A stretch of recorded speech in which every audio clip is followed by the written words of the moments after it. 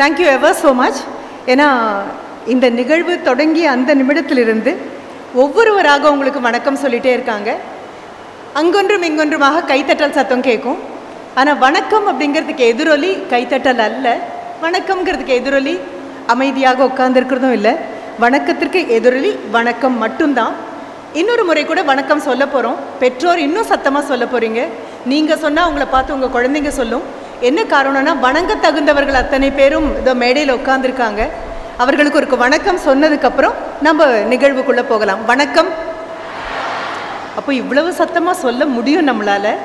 அழைத்தமைக்கு மிகப்பெரிய நன்றி. அவையில் இருக்கக்கூடிய பெரியவர்களுக்கு அதுதான் நன்றி சொல்லணும். 1997 ஒரு நபருடைய மனதில் ஒரு சின்ன ஆலம் விதையாக விழுந்தது. இந்த 25/6/2025 மேடைக்கு வந்து நிற்கும் பொழுது இவ்வளவு பெரிய ஒரு ஆலமரமாக இது வளர்ந்திருக்கு. அந்த கனவுக்கு மிகப்பெரிய நன்றி. ஏன்னா கனவு காண்பவர்கள் ஒரு பெரிய தொழிற்சாலையை கனவு காணலாம், பெரிய நிறுவனத்தை கனவு காணலாம், பெரிய கல்யாண மண்டபங்களை கனவு காணலாம், பெரிய பெரிய கட்டடங்களை கனவு காணலாம். ஆனால் கல்விக்கூடங்களை கனவு காணக்கூடிய நபர்களுடைய அந்த மனது இருக்கு இல்லையா, மிகப்பெரிய மனது. ஏன்னா தலைமுறைக்கும் அது கூட நிற்கக்கூடியது. அதனால தான் உங்களுடைய வணக்கம் போய் சேர வேண்டியது. அந்த கனவை யார் கண்டார்களோ அவர்களுக்காக உங்கள் குழந்தைங்க இன்று வந்து இங்கே உட்காருவதற்கு காரணமான அந்த நபர்களுக்கு மிகப்பெரிய வணக்கம் சொல்லிடும். அந்த கனவு நனவானதற்கு கூட நின்ன அத்தனை பேரும் காரணம். கல்லூரி முதல்வரிலிருந்து ஆரம்பித்து செக்ரட்டரி சார் தான் அந்த கனவாக கண்டிருக்க முடியும்.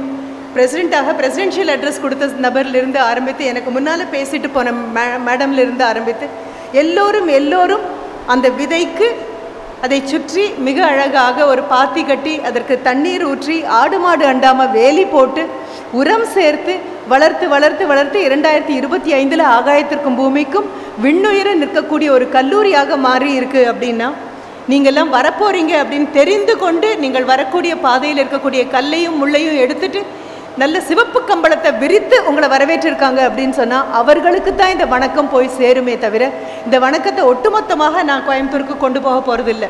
இவங்க அத்தனை பேருக்கும் பங்கிட்டதுக்கப்புறம் ஒரு விரல் நகம் அளவு கூட எனக்கு அந்த வணக்கம் வருமா அப்படின்னு தெரியாது. ஒவ்வொருவரும் பேசும்பொழுது எனக்கு அவ்வளவு சந்தோஷமாக இருக்குது. இனி நான் பேசுவதற்கு என்ன இருக்குது அப்படிங்கிற ஒரு ஆச்சரியமும் என் கூடவே தான் வருது. ஆனால் நான் பேசும்பொழுது முதல்ல பெற்றோருக்கு கொடுக்க வேண்டியதை கொடுத்துட்றேன். ஒரே ஒரு காரணம், பக்கத்து வீட்டில் மிக நன்றாக சமைத்து ஒரு பதார்த்தத்தை கொண்டு வந்து நம் வீட்டில் குழந்தைகளுக்கு கொடுங்க, உங்கள் பொண்ணுக்கு ரொம்ப பிடிக்கும், உங்கள் பையனுக்கு ரொம்ப பிடிக்கும் அப்படின்னு கொடுத்தா கூட அம்மா முதல்ல தன் வாயில் அதில் ஒரு சின்ன ஸ்பூன் எடுத்து போட்டுக்குவாங்க. அப்பா பக்கத்தில் வந்து நின்று யார் கொடுத்தாங்க பக்கத்து வீட்டில் அப்படின்னு அவர் ஒரு தடவை டேஸ்ட் பார்ப்பார். என்ன பொருள் யார் குழந்தைகளுக்கு கொடுக்கணும்னு நினைச்சாலும் அதை முதல்ல தாயும் தகப்பனும் தங்களுக்கு எடுத்துக்கொண்டு பரிசோதித்த பின்பு தான் குழந்தைகளுக்கு அது போகும். அதே மாதிரி குழந்தைகளுக்கு சொல்ல வேண்டிய நல்ல வார்த்தைகளை முதல்ல பெற்றோருக்கே கொடுத்துட்டோம் அப்படின்னா அங்கிருந்து குழந்தைகளுக்கு வருவது ரொம்ப ரொம்ப சுலபமானது. இந்த ஒரு கை ஓசை அல்ல, இரு கை ஓசையாக இருக்கணும். இந்த 3 வருடங்கள் அல்லது 5 வருடங்கள் நாங்கள் கை தட்டும் பொழுது கூட நீங்களும் தட்டணும் அப்படின்னு சொல்கிறதுக்கு சேர்ந்த மாதிரி வரக்கூடியதான் என்னுடையது. 1944 அந்த காலகட்டங்கள் உங்களுக்கு தெரியும். 2ஆம் உலகப் போர் தொடங்கக்கூடிய அந்த சூழலில் இருக்கோம் நம்ம.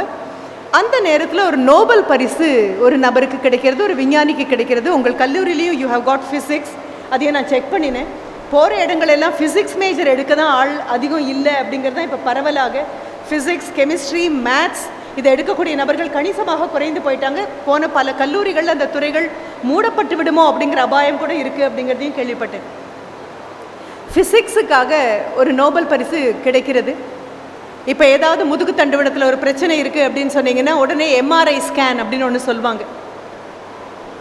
அந்த மேக்னெட்டிக் ரெசோனன்ஸ் ஃபிசிக்ஸ் எடுத்துகிற குழந்தைங்க போய் தேடி பார்க்கலாம். அந்த குழந்தைகளுடைய பெற்றோர் வீட்டுக்கு போகும்பொழுது கண்டிப்பாக குழந்தைகிட்ட கேட்கலாம், அவங்க சொன்னாங்களே அது என்ன அப்படின்னு கேட்டுக்கலாம். குழந்தைகள் கிட்ட மறக்கிறதுக்கு முன்னால் நான் மறுபடியும் சொல்கிறேன், குழந்தைகள் அப்படின்னு நான் கூப்பிடுறது அன்பின் மிகுதியால் மட்டுமல்ல, ஒரு பொறுப்பின் மிகுதியாலையும். உங்கள் பிரின்சிபல் மேம் சொன்னாங்க ரொம்ப அழகாக, ஏஞ்சல்ஸ் அப்படின்னு சொன்னாங்க. அடுத்தது சொல்லும் பொழுது இல்லை யூஆர் ஆல் சூப்பர் ஸ்டார்ஸ் அப்படின்னு அடுத்த டைட்டில் வந்தது. அப்புறம் மிக நேர்த்தியாக எங்கள் தலைமுறையை சேர்ந்தவங்கள் கூட சொல்லும்போது மாணவ செல்வங்கள் அப்படிங்கிற ஒரு வார்த்தை வந்தது, கேர்ள்ஸ் அப்படின்னு ஒரு வார்த்தை வந்தது. நான் இது எல்லாவற்றையுமே நகர்த்துறேன். ஏன்னா only schools R meant for boys and girls, colleges R meant for men and women. முழுமையாக வளர்ந்த ஆணுக்கும் முழுமையாக வளர்ந்த பெண்ணுக்கும் உரியது. இனிமே இங்கே மாதிரி எப்போ ஒரு மீட்டிங் நடந்தாலும் வெறுங்கையை வீசிக்கொண்டு கல்லூரிக்குள் வருகிறோங்கிற எண்ணத்தோடு வரதுக்கு பதிலாக கையில் சின்ன ஒரு நோட்புக் இருந்தே ஆகணும். ஒரு தியேட்டருக்குள்ளே போனோம்னாலும் டிக்கெட் வேணும். அப்போ கையில் கண்டிப்பாக ஒரு சின்ன குறிப்பேடு, இந்த 25ஆம் தேதி 6வது மாதம் 2025 நான் பேச தொடங்கின நேரத்தை இந்த 2 நிமிஷம் போனதை இனி நாங்களால் எடுக்க முடியாது. கையில் குறிப்பு எடுத்துக்கோங்க. நான் இவங்க சொன்ன ஒவ்வொருத்தரோடையும் மனதில் குறிப்பு எடுத்துகிட்டே வரேன். இவங்க இது சொன்னாங்க இது அத்தனையும் குறிப்பு எடுத்துட்டீங்க அப்படின்னா 3 வருடம் கழித்து போகும்போது தெரியும். இப்போ திரும்பி நாம் 1944க்கே வரலாம். நீங்கள் குறிப்பு எடுக்கக்கூடிய குழந்தைகள்னா இதை எடுத்துக்கலாம். நோபல் பரிசு வாங்கியிருக்காரு இந்த எம்ஆர்ஐ நான் சொல்லக்கூடிய மேக்னெட்டிக் ரெசனன்ஸ் பற்றி கண்டுபிடித்த ஒரு நபர், ஐசக் இசிடார் ரபை. அது அவருடைய பெயர். ஐசக் இசிடார் ரபை. அது அந்த பரிசு அதற்காக வாங்கின உடனே, நோபல் பரிசு வாங்கின உடனே அவங்ககிட்ட கேட்குறாங்க, யார் இதற்கு காரணம்? யாரோ ஒரு நபர் காரணமாக தானே இருக்கணும்.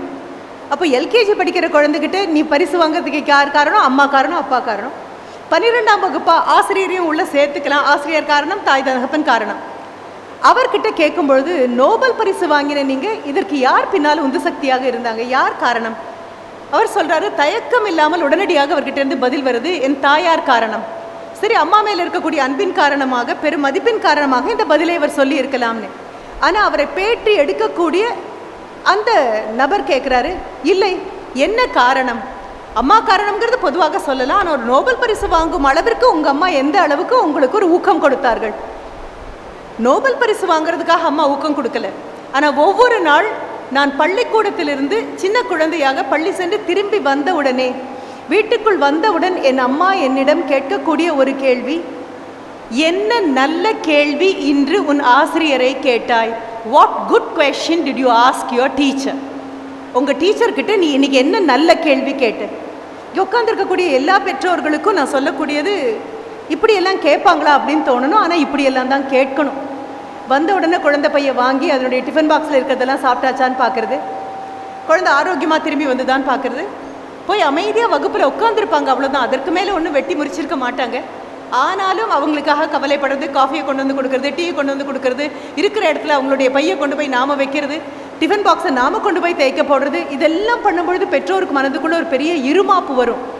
என் மகளை நான் இளவரசி மாதிரி வளர்க்குறேன். என்கிட்ட கூட நிறைய பேர் சொல்லியிருக்காங்க, என் மகளை நான் இளவரசி மாதிரி வளர்க்குறேன், எந்த பிரச்சனையும் அவளுக்கு தெரியாது, எந்த கஷ்டமும் அவளுக்கு தெரியாது, எதையும் அவள் காதுக்கு நான் கொண்டு போனதே இல்லை, நீங்கள் என்ன நினைக்கிறீங்க மேடம் அப்படின்னு கேட்கும்போது நான் ஆல் தி வெரி பெஸ்ட் அப்படின்னு சொல்வேன், நல்வாழ்த்துக்கள் அப்படின்னு சொல்வேன். என் குரலில் கொஞ்சம் கிண்டல் இருக்கும். இளவரசி மாதிரி வளர்க்குறேன்னு சொல்லக்கூடிய அம்மாக்கிட்டேயும் அப்பாக்கிட்டேயும் நல்வாழ்த்துக்கள் அப்படின்னு சொல்கிறீங்க, என்ன மேடம் சொல்ல வரீங்க? இல்லை, எங்கள் நாடு சுதந்திரம் அடைஞ்சிருச்சு, சுதந்திரம் அடைந்த ஒரு நாட்டில் இளவரசிகளை உருவாக்கி எங்கே கொண்டு போய் வைக்க போகிறீங்கன்னு எனக்கு தெரியல. எங்களுக்கு வேணுங்கிறது ஒழுங்கான பிரஜைகள் தான் வேணுமே தவிர இளவரசர்களையும் இளவரசிகளையும் வைத்துக்கொண்டு என்ன செய்வதுன்னு தெரியல. அரசு ஆட்சி போன ஒரு நாட்டில் இன்னும் இளவரசர்களை உருவாக்கி கொண்டு இளவரசிகளை உட்காட்டி கொண்டிருக்கீங்களே, நல்வாழ்த்துக்கள் அப்படின்னு சொல்லுவேன். திரும்பி நான் ஐசக் இசிடார் ரபைக்கே வரேன். பள்ளிக்கூடத்துக்கு ஒரு குழந்தைய அனுப்புகிறோம், கல்லூரிக்கு ஒரு குழந்தைய அனுப்புகிறோம், எல்லாம் செஞ்சாச்சு. நீங்கள் உங்களுக்கு கிடைக்காத எல்லாவற்றையும் அந்த குழந்தைக்கு கொடுத்துட்டீங்க. திரும்பி அது வரும்பொழுது எதற்காக பள்ளிக்கூடத்திற்கு அனுப்பினோமோ, எதற்காக கல்விக்கூடத்துக்கு அனுப்பினோமோ, எதற்காக கல்லூரிக்கு அனுப்பினோமோ, எதற்காக ஒரு நபர் 1997 ஒரு விதையை போட்டு அது விருட்சமாகிற வரைக்கும் காத்துட்டு இருந்தாரோ, எந்த கல்லூரி தனது 3rd ரவுண்டில் நாக் விசிட்டில் A கிரேட் வரைக்கும் போயிருக்கோ, அந்த கல்லூரிக்கு என் குழந்தைய அனுப்புகிறேன் அப்படின்னு சொன்னால், ஒரு சபரிமலைக்கு போகணும்னா கூட அதற்காக நீங்கள் விரதம் இருக்கணும். ரம்ஜான் நோன்பு கொண்டாடணும் அப்படின்னா அதற்காக கூட நீங்கள் உண்ணாவிரதமாக நோன்பு கண்டிப்பாக இருந்தே ஆகணும். இல்லை, இயேசுநாதர் உயிர்த்தெழுந்து வருகிறார் அப்படின்னு சொல்லும் பொழுது கூட லீன் டேஸ் அப்படின்னு சொல்லி திவச நாட்கள் அப்படின்னு அதற்காக நோன்பு இருப்போம். எந்த ஒரு பெரிய காரியத்தை சாதிக்க வேண்டும்னாலும் ஒரு நோன்பு கண்டிப்பாக இருப்போம் இல்லையா?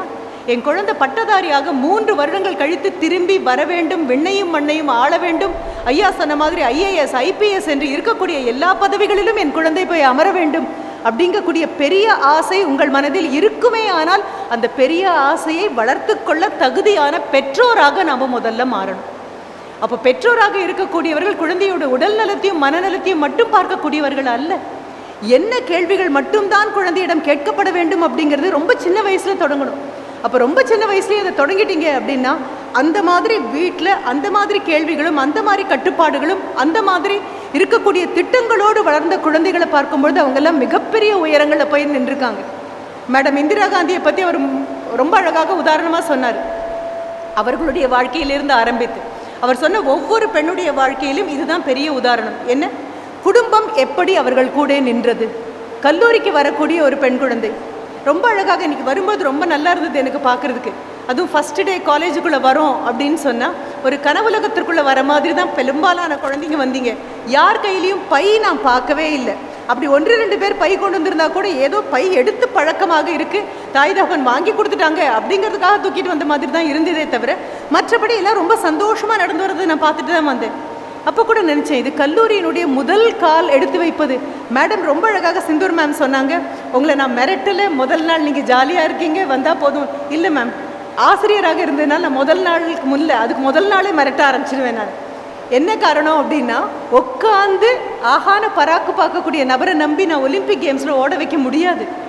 ஓடிட்டே இருக்கக்கூடிய நபருக்கு பயிற்சி கொடுத்தா ஒலிம்பிக் கேம்ஸில் ஓட வைக்க முடியும். அப்போ இங்கே உட்காந்துருக்கக்கூடிய அத்தனை பேரையும் ஒலிம்பிக்கில் ஓடுற அளவுக்கு வீராங்கனைகளாக மாற்றணும் அப்படின்னு சொன்னால் இன்னைக்கு இல்லை அறிவுரை தொடங்கணும்.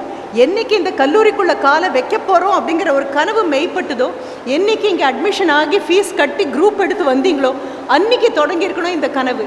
ரொம்ப அழகாக 12 மணிக்கு a person, an Indian born man is going to high up அப்படின்னு சொன்னால் இங்கே உட்காந்துருக்கக்கூடிய அத்தனை all these satellites will have to be launched after 3 hours. சமுதாயம் அப்படிங்கக்கூடிய மிகப்பெரிய விண்வெளி பரப்பில் இந்த குழந்தைகள் அத்தனை பேரும் ஏவுகணைகளாக இந்த கல்லூரியில் உருவாக்கப்பட்ட மேட் இன் மங்கையர்கரசி அப்படிங்கிற ஒரு பிராண்டோட கிளம்பணும் அப்படின்னா இன்னைக்கு இல்லை, நான் 10 நாள் முன்னாலேயே மிரட்ட ஆரம்பிச்சிடுவேன். இது மிரட்டல் அல்ல, பொறுப்பை மறுபடியும் சொல்கிறது. எனக்கு ஒரு வாய்ப்பு கிடைத்தது. கோயம்புத்தூருக்கு நம்மளுடைய finance minister Nirmala Sitharaman madam வந்திருந்தாங்க. ஒரு 100 பேரை சந்திக்கலாம் அப்படின்னு சொல்லியிருந்தாங்க. அந்த 100 பேரில் கோவையை சேர்ந்த எனக்கும் அந்த வாய்ப்பு கிடைத்தது. கோயம்புத்தூரை சேர்ந்த 100 பெண்மணிகள். ஒருவேளை கல்லூரி பேராசிரியராக இருக்கக்கூடிய அனுபவம் காரணமாகவும் என்னை அழைத்திருக்கலாம். போய் உட்கார்ந்த பொழுது முதல் கேள்வி கேட்கக்கூடிய வாய்ப்பும் என் கையில் வந்தது. அப்போ நிர்மலா சீதாராமன் மேடம் கிட்ட, ஃபைனான்ஸ் மினிஸ்டர் கிட்ட நான் கேட்ட கேள்வி, எப்படிப்பட்ட வளர்ப்பு காரணமாக இருந்தது இந்த உயரத்தில் வந்து நீங்கள் அமைதியாக தொடர்ந்து நிற்பதற்கு? எல்லோரும் படபடக்கும் நேரத்தில் கூட மிகவும் ஆழமாகவும் அழுத்தமாகவும் நிதானமாகவும் நிம்மதியாகவும் மூச்சு விடக்கூடிய அந்த பக்குவம் இருக்கு இல்லையா, அது நேத்திக்கு அந்த ஒரு பதவிக்கு வந்து இன்னைக்கு அது வர முடியாது. அது வேப்பம் விதை போட்டிங்கன்னா வேப்பமரம் முளைக்கும், ஆலம் விதை போட்டிங்கன்னா ஆலமரம் முளைக்கும். விதை ஒன்று போட்டு சுரை ஒன்று முளைக்காது. அப்போ எந்த குடும்பம் என்ன விதையை போட்டது, யார் உருவாக்கினார்கள், what was the influence you had in your domestic front? கேட்ட பொழுது அவங்க சொன்னாங்க 2 பெண்மணிகள் ரொம்ப பெரிய காரணமாக இருந்தாங்க. ஒன்று அவர்களுடைய பாட்டி, இன்னொன்று அவங்களுடைய கல்லூரி முதல்வராக சீதாலட்சுமி ராமசாமி காலேஜ் ஆஃப் ட்ரிச்சி அதனுடைய கல்லூரி முதல்வர். 2 பேரும் டாஸ்க் மாஸ்டர்ஸ் அப்படின்னு சொல்லுவோம். மிக கடுமையான நபர்கள், மிகவும் கண்டிப்பான நபர்கள், எந்த விதமான சாக்கு போக்குகளையும் காரணங்களாக ஏற்றுக்கொள்ளாதவர்கள். இந்த 2 பேரும் வீட்டில் இவங்க நினைப்பாங்களாம், இங்கே நிற்காதே, அங்கே நடக்காதே, இங்கே உட்காராதே, இப்போ படி, இப்போ திருப்பி திருப்பி திருப்பி instructions and instructions and instructions, மீண்டும் மீண்டும் மீண்டும் கட்டளைகள் வந்து கொண்டே இருக்கும்.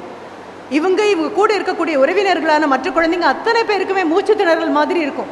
ஆனாலும் வேற வழி கிடையாது. Paati is the supreme matriarch of the family. அவங்க தான் தலைமை பொறுப்பு. ஒரு யானை கூட்டத்தை முன்னெடுத்து செல்லக்கூடியது ஆண் யானை அல்ல.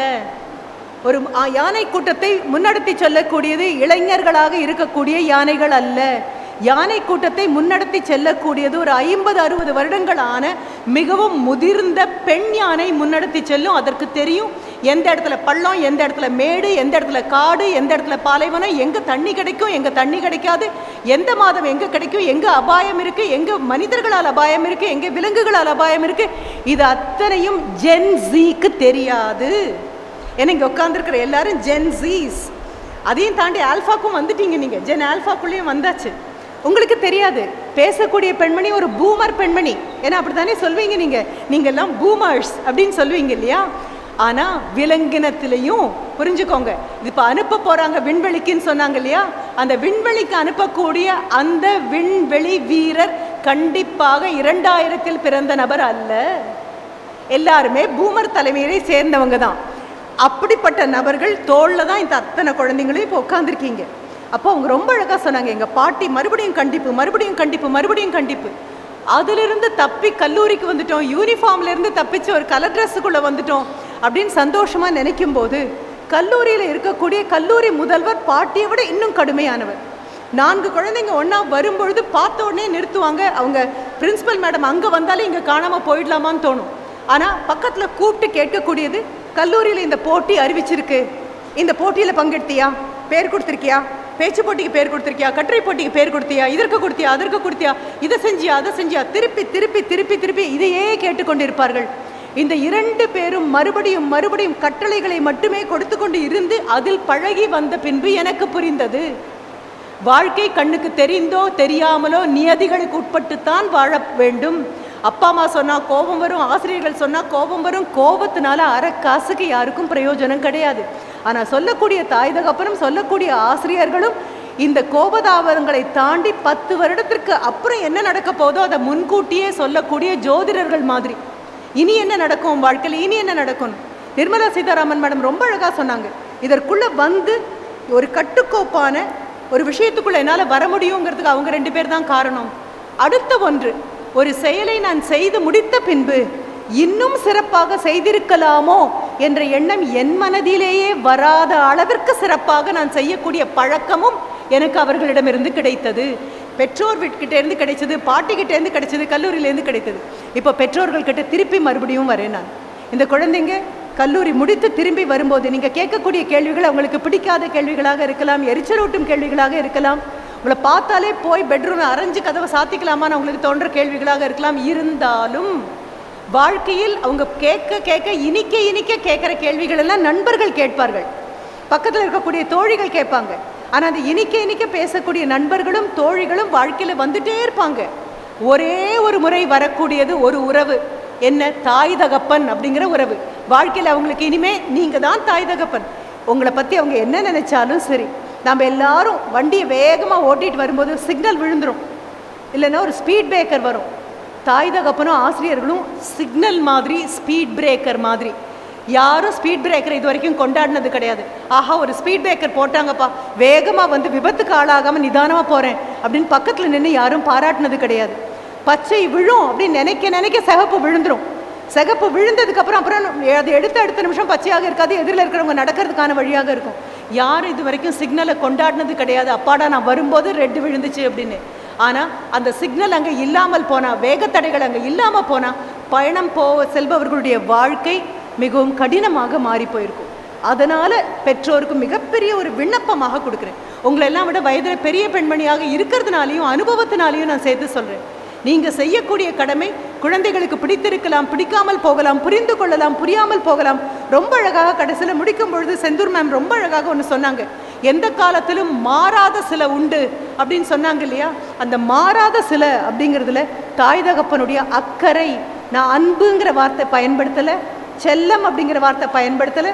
ஏன்னா செல்லத்துக்கும் அன்புக்கும் வித்தியாசம் தெரியாத தலைமுறை தான் பெற்றோர் தலைமுறையாக இப்போ இருக்கீங்க. செல்லம் குழந்தைங்களை பார்த்து பயப்படும், குழந்தைங்க என்ன கேட்டாலும் கொடுக்கும், கேட்டதை கொடுக்கும், கேட்காததையும் கொடுக்கும், கேட்டிருப்பாங்களோ அப்படின்னு நினச்சி கொடுக்கும். ஒரு டிபார்ட்மெண்டல் ஸ்டோர் மாதிரி, பல்பொருள் அங்காடி மாதிரி பெற்றோர்கள் மாறிப்போன ஒரு சூழ்நிலை இது. நான் அதை சொல்லவே இல்லை. நான் சொல்லக்கூடியது அக்கறை, அன்பை விட பெரியது, செல்லத்தை விட பொறுப்பானது. அக்கறை இருக்குமே ஆனால் கண்டிக்க வேண்டிய இடத்துல கண்டிக்கும், மடைமாற்ற வேண்டிய இடத்துல மடைமாற்றும். என் குழந்தைக்கு என்ன பிடிக்காமல் போயிட்டா என்ன பண்ணுறது அப்படிங்கிற பரிதவிப்பும் பயமும் இல்லாமல் இருப்பார்கள் பெற்றோர். ஆனால் நீங்கள் சொல்லக்கூடிய வார்த்தைகள் தேர்ந்தெடுக்கணும், சொல்லக்கூடிய விதத்தை நீங்கள் தேர்ந்தெடுக்கணும். அதில் மென்மை இருக்கணும், அதில் கருணை இருக்கணும். கண்டிப்பாக கோபமோ காழ்ப்போ கசப்போ இல்லாமல் பார்த்துக்கணும். அப்போ வீட்டிலேருந்து இன்றைக்கி திரும்பி வராங்க அப்படின்னா, இன்றைக்கி கல்லூரியில் கால் வச்சாச்சு, திரும்பி வந்தால் அவங்கக்கிட்ட கேட்க வேண்டிய கேள்வி, நீங்கள் ஐசக் இசிடோர் அரபாயோடைய அம்மா கேட்ட அதே கேள்வியை கேட்கணுங்கிற அவசியம் இல்லை. ஆனால் அந்த கேள்வியுடைய பொருள் என்ன? எப்போ ஆசிரியர்கிட்ட ஒரு நல்ல கேள்வி ஒன்றால் கேட்க முடியும்? வகுப்பில் நீ கவனிச்சிருந்தா கேட்க முடியும். கவனிச்சதில் அந்த கேள்விக்கு பதில் வரலை அப்படின்னு நீ நினச்சா கேட்க முடியும். ஆசிரியர் சொல்லி கொடுத்த பாடத்தையும் தாண்டி நீ யோசிச்சிருந்தா எழுந்திருச்சு நின்று எனக்கு இது புரியலையே அப்படின்னு ஒரு கேள்வி கேட்க முடியும். அப்படின்னா என்ன பொருள்?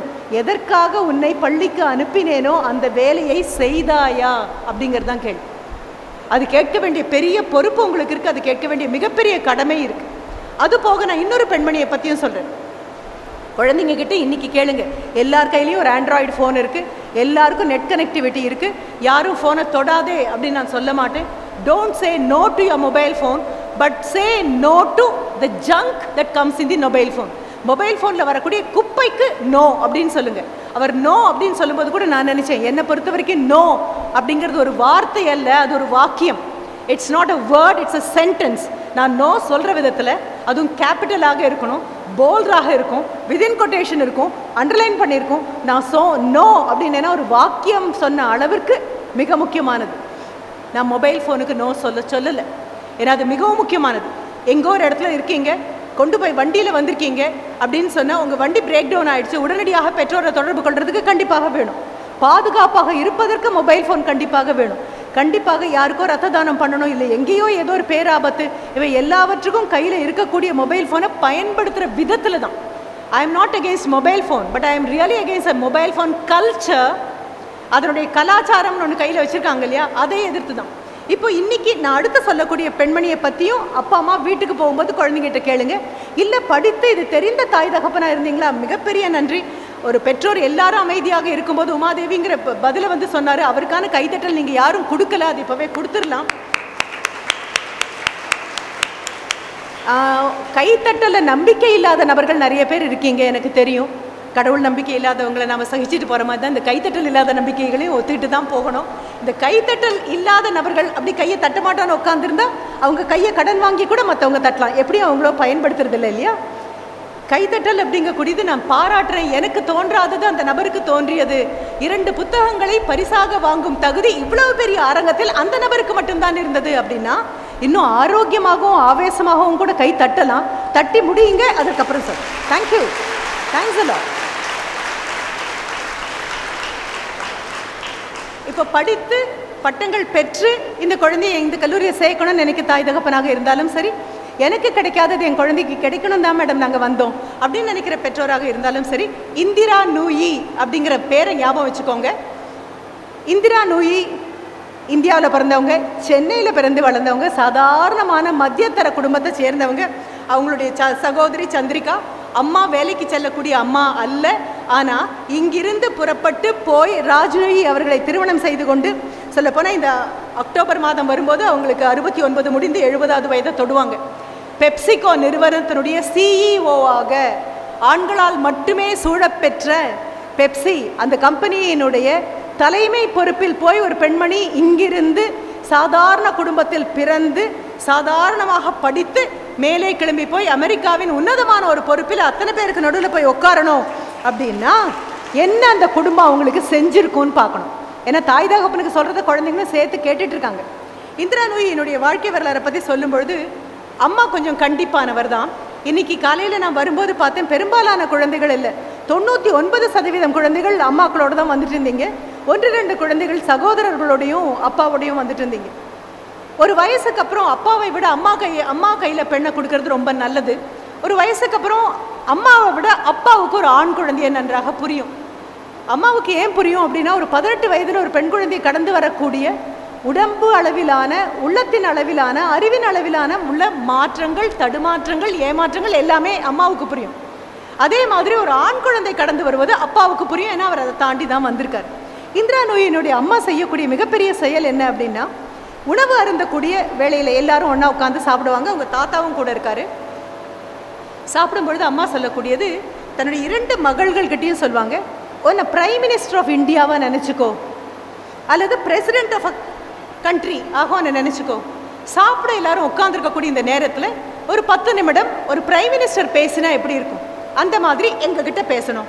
இல்லை ஒரு பிரசிடென்ட் பேசினா எப்படி இருக்கும், எங்ககிட்ட பேசு, எழுந்திரிச்சு நின்று பேசு.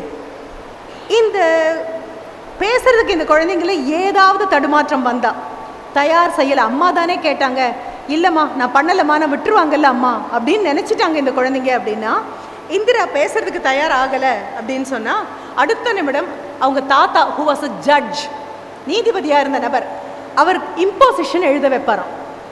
நமக்கு சிரிப்பு வருது இல்லை, இதெல்லாம் கூடவா அப்படின்னு. என்ன இம்போசிஷன் எழுத சொல்லுவாரான் தெரியுமா? I will not give excuses. நான் ஒரு செயல் செய்யாததற்கு சாக்கு போக்குகள் சொல்லி தப்பிக்க மாட்டேன். அப்படின்னு சொல்லி இம்போசிஷன் எழுது.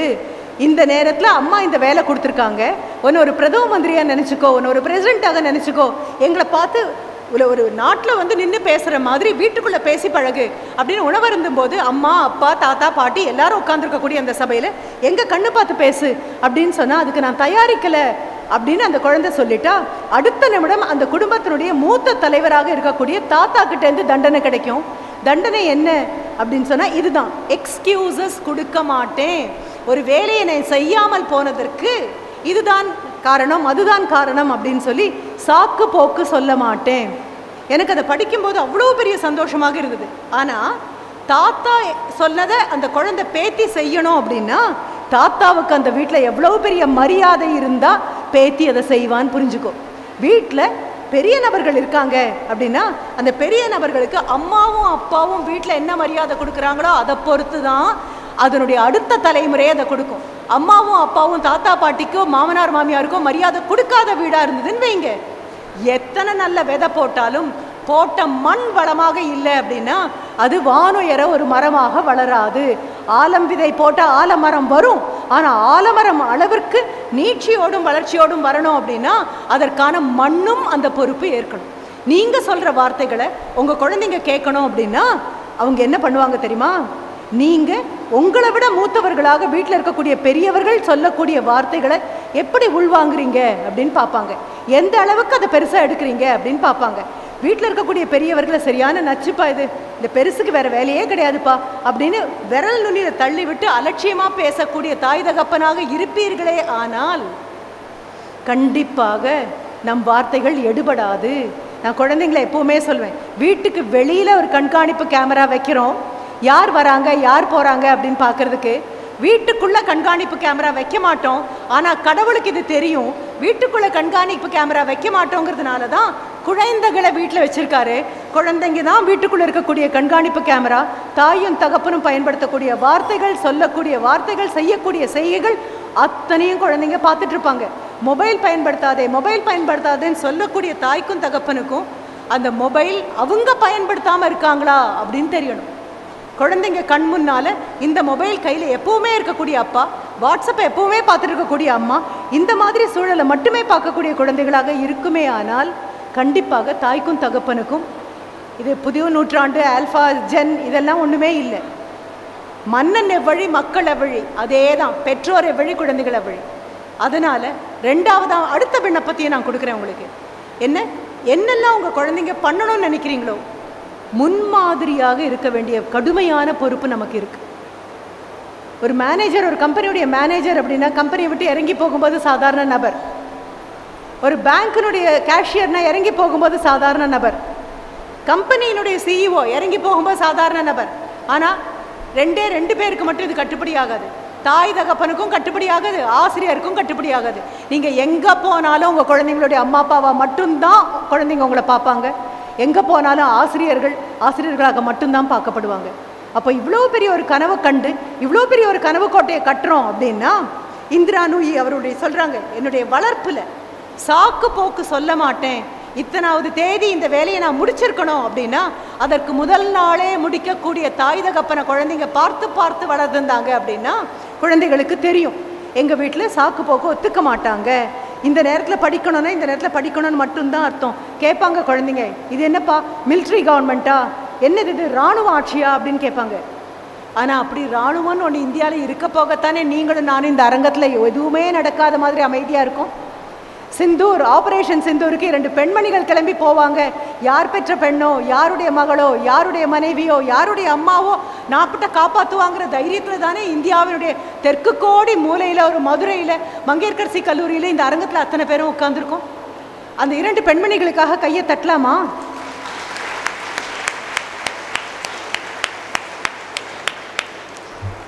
Kernel Sofia Qureshi and Vyomika Singh, wing commander, 2 பெண்கள். அப்படி ஒன்று விதை போட்டவங்க வரல. அவங்க 2 பேருடைய குடும்பத்தையும் மறுபடியும் பாருங்கள்.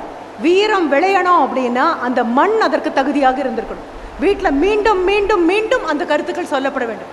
அப்போ பெற்றோர்கள் கிட்ட 3 வருடம் கழித்து உங்கள் குழந்தைங்க இதே 25ஆம் தேதி வரும், இதே 6வது மாதம் வரும். நான் ஒரு 10 வருஷம் அவகாசம் கொடுக்குறேன். இதே 25ஆம் தேதி 6வது மாதம் 2035 இந்த மேடையில் உங்கள் குழந்தைங்க சிறப்பு விருந்தினர்களாக இறங்கி நடந்து வரணும்.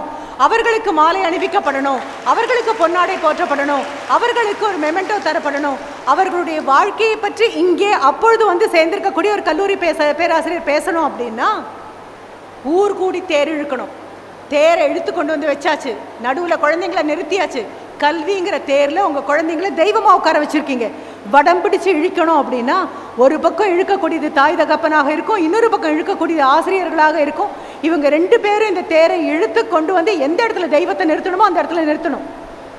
சாதாரணமாக வந்து போகிறவங்க சில பேர் வெறும் தொட்டு கொடுத்துட்டு போயிடுவாங்க. அந்த தொட்டு கொடுக்குற ஆட்கள் அல்ல, வடம் பிடிச்சு இழுக்க வேண்டிய ஆட்கள் நீங்கள். அந்த பொறுப்பு கையில் இருக்குமே ஆனால் கண்ணு பார்த்து குழந்தை வீட்டுக்கு வந்த உடனே அவங்க கிட்ட கேட்க வேண்டியது. 3ஆவதாக 18 வயசு ஆயிடுச்சு இல்லையா, இவங்க கேர்ள்ஸ்ன்னு சொன்னதும் ஏஞ்சல்ஸ்ன்னு சொன்னதும் இல்லை சூப்பர் ஸ்டார்னு சொன்னதும் அது எல்லா பட்டங்களையும் 2035 வரைக்கும் நீங்கள் பத்திரமா வைங்க. 35 தெரியும் whether these people grow with wings. தோளில் ரெக்கையும் காலில் சக்கரமுமா இந்த குழந்தைங்க. ரெக்கைக்கு சோர்வு ஏற்பட்டால் சக்கரம் உருளணும், சக்கரம் சோர்ந்து போனால் ரெக்கை பறக்கணும். அப்படி இந்த குழந்தைங்க இந்த மேடைக்கு வர வரைக்கும். ஆனால் அதுக்குள்ளே நான் சொல்லக்கூடியது woman. College is meant for a woman. முழுமையாக அறிவு சார்ந்து வளர்ந்திருக்கக்கூடிய பெண். அப்படி வளர்ந்திருக்கிற பெண்ணை நான் பிரித்து பார்த்தேன் அப்படின்னா அந்த உமனில் W அப்படின்னு சொல்கிறோம் இல்லையா, WOMAN. எப்படியும் அடுத்த வருடம் நீங்கள் எல்லாரும் கொண்டாடுவீங்க. ஒரு மார்ச் 8ஆம் தேதி வரும். வந்து அடுத்த நிமிடம் விமென்ஸ் டே அப்படின்னு செலிப்ரேட் பண்ணுவீங்க. யாராவது ஒரு பெண்மணி வருவாங்க, 1 மணி நேரம் அவங்களுடைய பேச்சு இருக்கும், கைத்தட்டல் இருக்கும். அப்பாடா மார்னிங் கிளாஸஸ் இல்லைப்பா, அவங்க அப்படியே இழுத்து 1 மணி வரைக்கும் கொண்டு போயிட்டாங்கன்னா 1 to 2 லஞ்ச் பிரேக் கேட்டுடலாம். அப்புறம் ஒரு அவர் தானே இன்றைக்கி என்ன பேசுனாங்க அப்படின்னு டிஸ்கஸ் பண்ணோன்னா அந்த டே முடிஞ்சு போகும் அப்படின்னு நினைக்கிற குழந்தைங்களா உட்காந்துருப்பீங்க. உங்கள் வயசில் எங்கள் காலத்தில் அது கொண்டாடப்படலை, பட் இருந்தால் நானும் அப்படி தான் நினச்சிருப்பேன். That is not the case at all. அப்படி வரும்போது நம்ம புரிந்து கொள்ள வேண்டியது W அப்படின்னா it is certainly not for a wonder kid. ஆஹா என்று ஆச்சரியப்படக்கூடிய நட்சத்திர குழந்தையை பற்றி நான் சொல்லலை. W stands for a warrior, not a worrier. எப்போ பார் கவலைப்பட்டுட்டே உட்காந்துருக்குது. வாரியர், போராளியாக நிற்கிற 18 வயசு போதும்.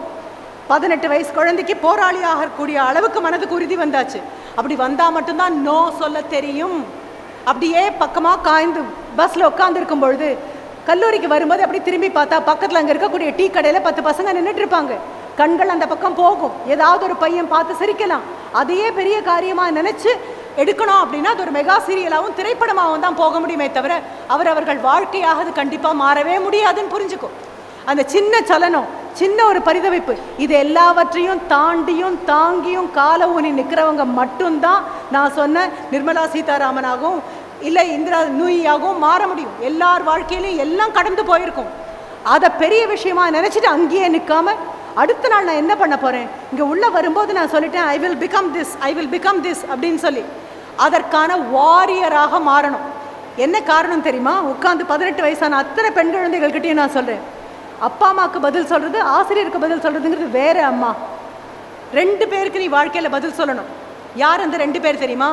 8 வயசு குழந்தையா நீ நின்ன போது இந்தியாவை பொறுத்த வரைக்கும் வீட்டுக்குள்ளே வரக்கூடிய எல்லா பெரியவங்ககிட்டையும் அவனை அறிமுகப்படுத்தினா அடுத்த நிமிஷம் என்ன கேட்பாங்க தெரியுமா? உன் பேர் என்ன? அது அம்மாவே சொல்லியிருப்பாங்க. என்ன கிளாஸ் படிக்கிற? அதையும் அம்மாவே சொல்லி முடிச்சிருப்பாங்க.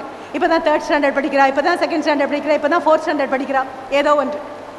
8 வயசு குழந்தையா இருக்கும்போது வீட்டுக்கு வந்த விருந்தாளிகள் உங்ககிட்ட கேட்பாங்க, என்ன ஆகணும்னு ஆசைப்படுற? நீ பெருசானா என்ன ஆவ? இந்த கேள்விக்கு தப்பிச்சு யாரும் இந்தியாவில் வர முடியாது. இது அவுட் ஆஃப் சிலபஸே இல்லை. இந்தியன் சைல்டுடைய வாழ்க்கை சிலபஸில் இது முக்கியமான கேள்வி. What would you like to become? யாராகணும் நீ, யாராகணும் நீன்னு கேட்டிருப்பாங்க. நீ ஏதோ ஒரு பதில் சொல்லியிருப்ப. அந்த பதிலை காப்பாற்ற முடியாமல் 18 வயசில் வந்து நிற்கிறியான்னு ஒரே ஒரு நிமிஷம் யோசிச்சுப்பார். 8 வயதில் நீ கொடுத்த ஒரு உறுதிமொழி அது என்னன்னு கூட உனக்கு தெரியாது. அந்த 8 வயசு குழந்தை இப்போ 18 வயசில் இருக்கக்கிட்ட உங்ககிட்ட யோசிச்சு பாரு. 18 வயசில் நீ நிற்கிற, கல்லூரிக்கு முதல் நாள் வந்தாச்சு, வீட்டுக்கு திரும்பி போய் அக்கௌண்ட் மெயின்டைன் பண்ணணும், கணக்கு காமிக்கணும். அப்பாவுக்கும் அம்மாவுக்கும் ஆசிரியருக்கும் சொல்லலை, உனக்கு கணக்கு காமிக்கணும். கண்ணை மூடிப்படுத்தின 8 வயசு குழந்தையா நீ யாரோ கேட்ட கேள்விக்கு ஒரு பதில் சொன்ன. அந்த கனவு நிறைவேறி இருந்தால் all the very best, hats off, congratulations. அந்த கனவு நிறைவேறாமல் போகிறதுக்கு உன்னுடைய பங்கு என்னவாக இருந்தது? அந்த 8 வயசு உனக்கு நீ பதில் சொல்லணுமா? இந்த 18, 28, 38, 58, 68, 78, 48 நடுவில் விட்டுறாயின்னு சொல்லாதீங்க. தாண்டி தாண்டி போங்க. அப்படியே போய் ஒரு இந்த 8 வயது குழந்தை 88 வயதில் வந்து நிற்கும், அல்லது 80 வந்து நிற்கும்போது மறுபடியும் உனக்கு நீ பதில் சொல்ல வேண்டியிருக்கும்.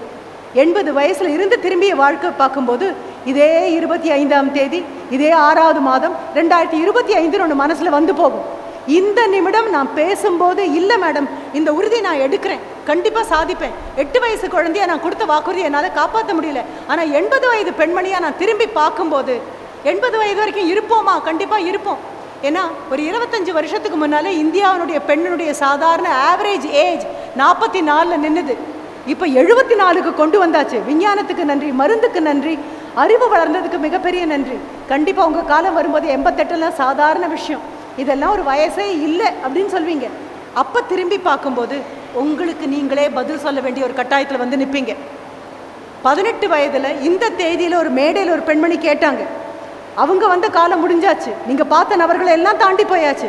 உங்களுடைய 80வது வயதில் திரும்பி பார்க்கும்போது எனக்கு வாழ்க்கைன்னு ஒன்று அழகாக கொடுத்தாங்க, கல்வின்னு ஒன்று மிக அழகாக கொடுத்தாங்க, என் கையில் கொண்டு வந்து என் தாயின் தகப்பனும் உள்ளங்கையில் வச்சு பொத்தி மூடி கொடுத்தாங்க. 3 வருடம் இந்த கல்லூரியை பயன்படுத்திக்கோன்னு சொன்னாங்க. பேராசிரியர்கள் அத்தனை பேர் நாங்கள் கூட இருக்கோம், பயப்படாத அப்படின்னு சொன்னாங்க.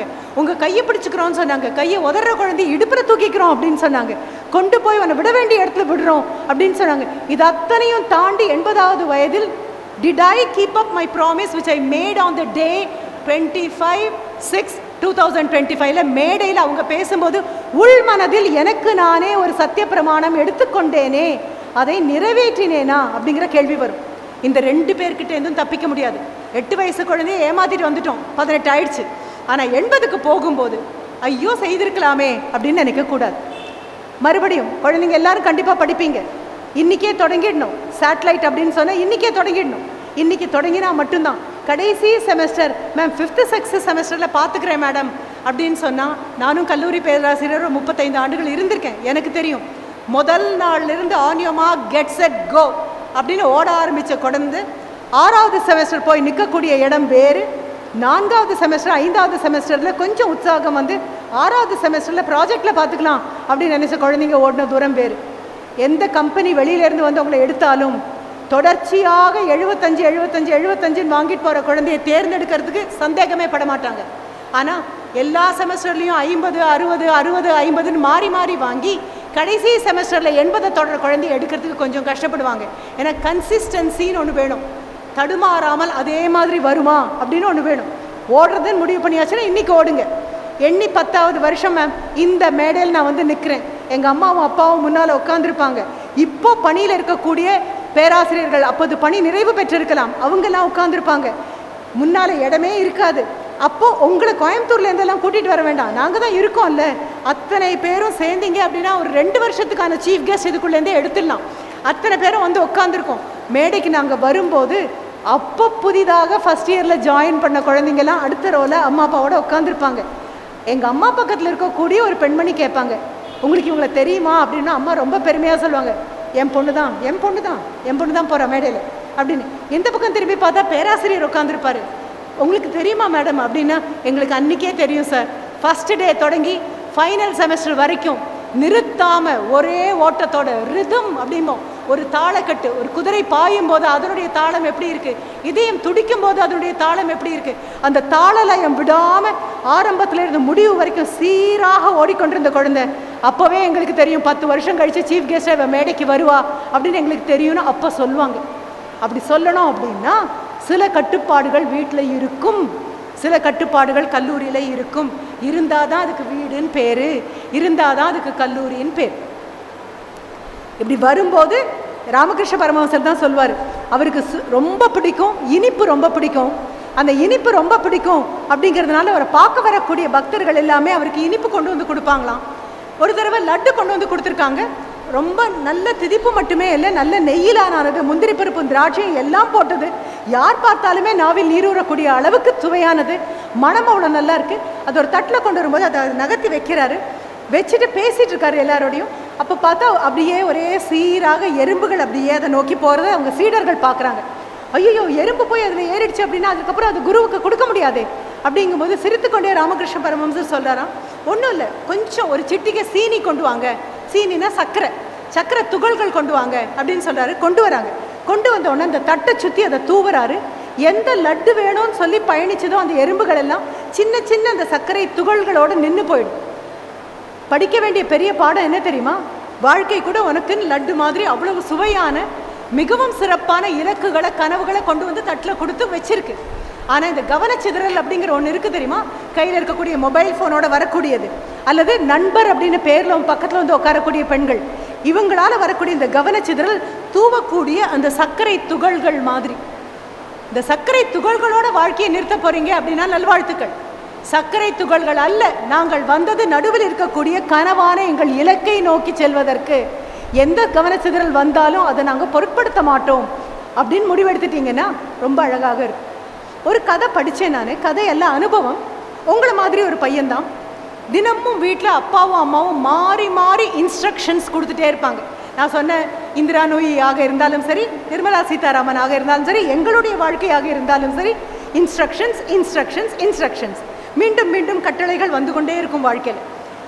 அப்போது அவனுடைய அறையை விட்டு வெளியில் வரும்போது அப்பா சொல்கிறாரு, ஃபேன் ஆஃப் பண்ணியா? அறையை விட்டு வெளியில் வரும்போது சொல்கிறாரு, லைட் எரிஞ்சிட்டே இருக்கு, ஆஃப் பண்ணியா அப்படின்னு கேட்குறாரு. டிவி பார்த்துட்டு அப்படியே எழுந்திரிச்சு போகும்போது கேட்குறாரு, நீ தான் பார்க்கல, அம்மாவும் நானும் பார்க்கல, ஆஃப் பண்ணணும்னு தோணலையா? டிவி ஆஃப் பண்ணு அப்படின்னு. ஆஃப் பண்ணிவிட்டு சோஃபா மேலே அப்படியே அந்த ரிமோட்டை தூக்கி வீசும்போது, நீ பார்க்கும்போது ரிமோட் சோஃபா மேலே இல்லைல்ல, முல்ல இருக்கிற டேபிள் மேலே தானே வச்சுருந்தது, தேடக்கூடாதுன்னு தானே வச்சு, அங்கேயே வை. கால் மிதி வீட்டில் முன்னால் இருக்கக்கூடிய டோர்மேட் கொஞ்சம் நகர்ந்துருந்தது, அல்லது காலால் இப்படி தட்டி விட்டுட்டு போனா அப்படின்னா கூடவே அம்மா வந்து சரி பண்ணு அப்படின்னு சொல்லுவாங்க. சாப்பிட்டு முடிச்சாச்சு அப்படின்னா தட்டை அங்கேயே வச்சுட்டு எழுந்துச்சான் அப்படின்னு சொன்னால், தட்டை கொண்டு போய் தேய்க்கிற இடத்துல போடு அப்படின்னு சொல்லுவாங்க. தேய்க்கிற இடத்துல வீசிட்டு போடுறதுக்கு போனால் அம்மா பின்னாலேயே வந்து சொல்லுவாங்க, அதில் இருக்கக்கூடிய கருவேப்பிலை மிளகா அதெல்லாம் எங்கே போடணுமோ அதை போட்டுட்டு போடு அப்படிம்பாங்க. போட்டுட்டு திரும்பும்போது சொல்லுவாங்க, ஒவ்வொரு நாளும் உன் தட்டை நான் கழுவுறேன்ல, இன்னைக்கு எங்கள் எல்லார் தட்டும் இருக்குது, கழுவு பார்க்கலாம் அப்படின்னு சொல்லுவாங்க. கோபமான கோபம் இந்த பையனுக்கு. இங்கே இருக்கக்கூடிய 18 வயசு குழந்தைங்களுடைய எல்லா பிரச்சனைகளும் ஒரு அழகான பட்டியல் கொடுத்தாங்க இல்லையா? அந்த பட்டியல் மாதிரியே எல்லாம் வேண்டாம் வேண்டாம், இது பிடிக்காது, அது பிடிக்காது, நீங்கள் வாயை திறந்தா பிடிக்காது, அட்வைஸ் பண்ணால் பிடிக்காது, எதுவும் பிடிக்காது பிடிக்காது பிடிக்காதுங்கிற மிகப்பெரிய அட்டவணை. படித்து முடிச்சாச்சு, வேலைக்காக விண்ணப்பிச்சிருக்கான். அவனுக்கு வேலைக்கான இன்டர்வியூக்கு கார்டு வருது. ரொம்ப பெரிய சந்தோஷம். வேலை கிடைக்குதோ இல்லையோ அது வேற, இந்த வீட்டை விட்டு போயிடணும். அப்பாடா, இனி கட்டளைகள் கிடையாது எனக்கு, இதை பண்ணு அதை பண்ணு, திரும்பி திரும்பி காது பின்னால் முதுகு பின்னால் மூச்சு விட்டுட்டு பண்ணு பண்ணு பண்ணுன்னு. எப்படியும் வேலை கிடைச்சிடும், எப்படியும் வேறு ஊரில் போடுவாங்க, அங்கே போய் நிம்மதியாக இருக்க போகிறோம். இவங்க குரல் காது பின்னால் இருக்காது. போகிறான். போகும்போது உள்ளே வந்தாச்சு. கம்பெனிக்குள்ளே வரும்போதே பார்க்குறான், அங்கே இருக்கக்கூடிய அந்த கார்டனர், அந்த தோட்டக்காரர் யார்கிட்டையோ திரும்பி பேசிகிட்டு இருக்காரு. செடிகளுக்கு ஊற்ற வேண்டிய தண்ணி அந்த ஹோஸ் பைப் அப்படியே தரையில் கிடக்குது, தண்ணி போயிட்டே இருக்கு. எனக்கு ஒன்றும் தோணலை, அவர்கிட்டையும் ஒன்றும் சொல்லலை. அந்த பைப்பை எடுத்து தண்ணிகள் எங்கே போகணுமோ அந்த செடிகள் பக்கம் அந்த பைப் எடுத்து போட்டுட்டு நேராக உள்ளே வரோம். உள்ளே வரும்போது அந்த ஆஃபீஸுக்கான அந்த ஹாலுக்குள்ளே நுழையும் போது பார்த்தா கால் மீதி ஒரு பக்கம் நகர்ந்து கிடக்குது. ஏன்னா அவனுக்கு முன்னால் எல்லாரும் போயிருக்காங்க. காலை தேய்ச்சிட்டு செருப்பை தேய்ச்சிட்டு போகிற போக்கில் தட்டி விட்டுட்டும் போயிருக்காங்க. அது ஒரு பக்கம் கோணையாக இருக்குது. நின்று நிதானமாக அதை மறுபடியும் சரி பண்ணிவிட்டு போய் உட்கார்றதுக்காக போனால் பெரிய அரங்கமாக இருக்குது. அந்த பெரிய அரங்கத்தில் இவனை தவிர இவனுக்கு முன்னாலேயே ஒரு 30 பேர் வந்திருக்காங்க. அந்த 30 பேரும் முன் வரிசைகளில் உட்காந்துருக்காங்க. பின் வரிசைகள் பக்கத்துலேயே ஃபேன் ஓடிட்டுருக்கு, முன் வரிசையிலையும் ஓடிட்டுருக்கு. பின் வரிசையில் யாருக்காகவும் அந்த ஃபேன் ஓடலை தெரியும் அவனுக்கு. எழுந்திரிச்சு போய் அதை ஆஃப் பண்ணுறான். ஆஃப் பண்ணிவிட்டு வந்து உட்காடுறான். உட்காந்தாச்சு. இன்னைக்கு அதுக்கப்புறம் என்ன பண்ண, கடைசி மாணவன் இவன் தான். கடைசியாக இன்டர்வியூ பண்ணக்கூடியது இவனை தான். எழுந்திரிச்சு இவன் போகும்போது தன் தலைக்கு மேலே சுற்றின அந்த ஃபேனையும் ஆஃப் பண்ணியாச்சு, அங்கே இருக்கிற லைட்டையும் ஆஃப் பண்ணியாச்சு. உள்ளே போகிறான். உள்ளே போன உடனே அந்த போர்டு உட்காந்துருக்கு. சிஇஓ நடுவில் உட்காந்துருக்காரு. இன்டர்வியூ போர்டு அப்படியே ஒரு 10 பேர் உட்காந்துருக்காங்க. அவங்களுக்கு முன்னால் 2 சேர் போடப்பட்டிருக்கு. ஒரு சேரில் இவனை உட்காருங்கிறாங்க. உட்காரும்போது திரும்பி பார்க்குறான். பக்கத்து சேர் இதற்கு முன்னால் வந்து போன கேண்டிடேட். அவர் எழுந்திரிச்சு போகும்போது பல பேரை பார்த்துருப்பீங்க. ஒரு சேரை நகர்த்திட்டு எழுந்திரிச்சாங்க அப்படின்னா எழுந்திரிச்சதுக்கப்புறம் சேரை சரி பண்ண மாட்டாங்க. ஆனால் அவங்க வரும்போது அந்த சேர் ஒழுங்காக இருந்திருக்கும். இவன் அறியாமல் அவங்களுக்கு வணக்கம் சொல்லிவிட்டு சேரை மறுபடியும் சரியாக வைக்கிறான். வச்சு முடிச்சுட்டு நிமிரும் பொழுது இவங்ககிட்ட கேள்வி கேட்பாங்க அப்படின்னு காத்துட்டு நிமிரும் பொழுது அந்த சிஇஓ கேட்குறாரு, when would you like to join? எப்போ சேர போகிற வேலையில் அப்படின்னு கேட்குறாரு. புரியலை இவனுக்கு. கிண்டல் பண்ணுறாங்களான்னு தெரியல, கேலியா, இது முதல் வேலைக்கு வந்திருக்கோம் நாம், இது என்ன அப்படின்னு பார்க்குறான். பார்க்கும்போது அவர் சொல்கிறாரு, உன்னை பற்றின எல்லா தகவலையும் எனக்கு அனுப்பியாச்சு.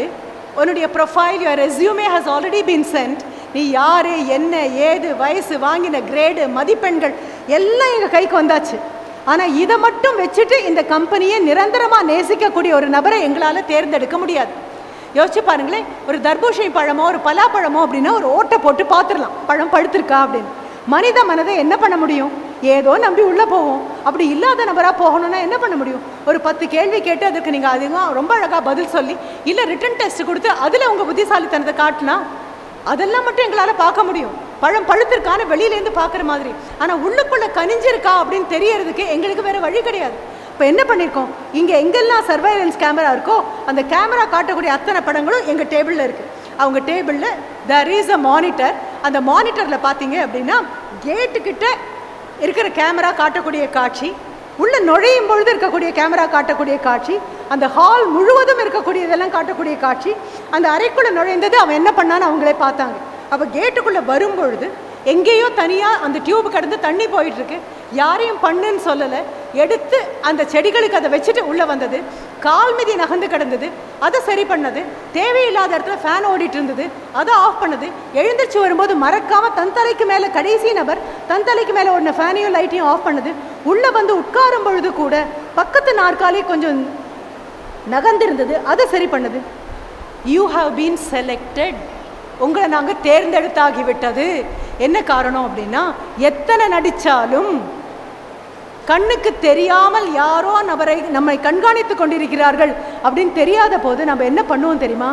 யாரும் பார்க்கலன்னா எதுவும் பண்ணலாம் அப்படிங்கிற ஒரு எண்ணம் இருக்கு. எப்படி இந்த மனதுக்குள்ளே வந்தது இது?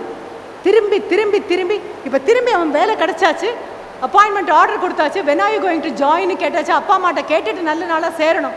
திரும்பி வரும்போது எப்போ இவங்களை விட்டு ஓடுவோம் அப்படின்னு நினச்ச பையன் வந்து தாய் தாப்பன் காலில் விழுந்து கும்பிட்டு நன்றி சொல்கிறான். எதற்கு நன்றி சொல்கிறான்னா, எனக்கு பிடிக்காதுன்னு தெரிஞ்சும், நான் முணுமுணுக்கிறேன்னு தெரிஞ்சும், நீங்கள் நகர்ந்ததுக்கப்புறம் முகத்தை அப்படி கோணங்கி காமிச்சு உங்களை கிண்டல் பண்ணுறேன்னு தெரிஞ்சும், அறைக்குள்ளே போய் அரைஞ்சு கதவை சாத்திட்டு புலம்புறேன்னு தெரிஞ்சும், இதெல்லாம் பெற்றோருக்கு தெரியாமல் எல்லாம் தெரிஞ்சும் உலகம் போடக்கூடிய கட்டுப்பாடுகளை வீடு சொல்லி கொடுக்கலன்னா நாளைக்கு வீதி சொல்லி கொடுக்கும். வீடு கண்ட்ரோல் பண்ணி வளர்க்கலைன்னா நாளைக்கு வீதி சொல்லும். அப்போ மிகப்பெரிய பொறுப்பு. குழந்தைங்க என்ன பண்ணாலும் சரி எங்கோ ஒரு இடத்துல கண்டிப்பாக திருத்தப்படுவோம். நாளைக்கு மங்கையர்கரசி கல்லூரியிலேருந்து கிளம்பி போக போகிறீங்க அப்படின்னா it is just not a name, it's a brand. அது புரிஞ்சுக்கோங்க. பேர் இல்லை, பிராண்டட் ஐட்டம் வாங்குகிறோம்ல, துணி வாங்கணும்னா பிராண்டட் ஐட்டம், குக்கர்னா பிராண்டட் ஐட்டம் சொல்கிறோம்ல, எந்த கல்லூரியோடைய ப்ராடக்ட் அப்படின்னு ஒரு பிராண்டு குத்தி அனுப்புவாங்க. நாளைக்கு நீங்கள் ஏதாவது ஒரு நிறுவனத்தில் வேலைக்கு போய் உட்காரும் போதோ அல்லது சுய தொழில் தொடங்கும் பொழுதோ பெரிய நபராக மாறும் பொழுதோ அங்கே நீங்கள் எப்படி பணி செய்கிறீங்க அப்படிங்கும்போது எப்படி கேட்பாங்க தெரியுமா? எந்த காலேஜ் நான் கேட்பேன். எக்ஸாமினேஷன் அப்போது இன்விஜிலேஷன் நடக்கும். குழந்தைங்க கிட்ட இன்னும் 2 நிமிஷம் தான் இருக்குது, பேப்பரை arrange and tie your papers, arrange and tie your பேப்பர்ஸ்ன்னு சொல்லுவோம். சொல்லவே பேப்பர் கட்டுற குழந்தைங்களையும் நான் பார்த்துருக்கேன்.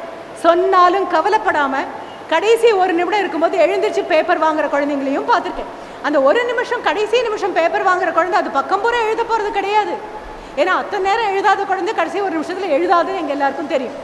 திடீர்னு ஞானோதயம்லாம் வராதுன்னு எங்களுக்கு தெரியும். ஆனால் கட்டாது. கடைசியாக பேப்பர் முடிஞ்சாச்சு, எல்லாரும் கிளாஸை விட்டு போயாச்சு, பக்கத்தில் வந்து நின்று ப்ளீஸ் அரேஞ்ச் யுவர் டையோ பேப்பர்ஸ் அப்படின்னு பல்ல கடிச்சுக்கிட்டு நாங்கள் சொல்லுவோம் இல்லையா? அப்படி சொல்லும்போது பேப்பர் இன்னும் நம்பர் கூட போட்டிருக்காது. 1வது பக்கம் 2வது பக்கம் நம்பர் பண்ணியிருக்காது. ஷீட் எந்த ஷீட்டுக்கு அப்புறம் எதுன்னு இருக்காது. அதில் ஓட்டை பஞ்ச் பண்ணலை அப்படின்னா பேனாவால் குத்தி அந்த பக்கத்தையே கிழிச்சிடுற குழந்தைங்கள நான் பார்த்துருக்கேன். இந்த 2 நிமிட அவகாசம் எதுக்கு தெரியுமா? இந்த படபடப்பு இல்லாமல் ஒழுங்காக பேஜை நம்பர் போட்டு எழுதாத பேப்பரை அடித்து விட்டு ஒழுங்காக பேப்பரை கட்டுனது ஒழுங்காக இருக்கா அப்படின்னு ஒரு தடவை இழுத்து பார்த்துட்டு அந்த அமைதியோட கடைசி பதிலை எழுதி முடிக்கிற குழந்தை அழகாக முடிச்சிடும்.